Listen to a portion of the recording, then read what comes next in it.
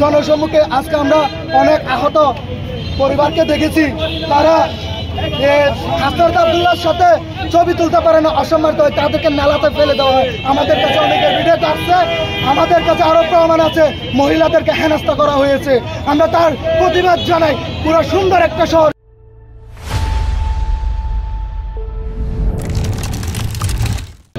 অশান্ত করে দিয়ে গেছে সেই আমাদের দামি নাসিরউদ্দিন, সাবধান হয়ে যান। আমরা শান্তিপূর্ণ অহিংস আন্দোলন সংগ্রামে বিশ্বাসী।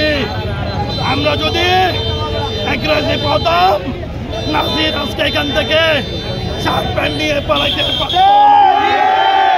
চার চামড়া তুলে নেব আমরা, চার চামড়া তুলে নেব আমরা। যতই জাতীয় নির্বাচনের সময় ঘনিয়ে আসতেছে ততই এনসিপি নামক নব্য রাজনৈতিক দল দেশের মধ্যে একটা অস্থিতিশীলতা সৃষ্টি করতে যাচ্ছে। আমরা তাদের এই বাদানুবাদে ভা দিব না।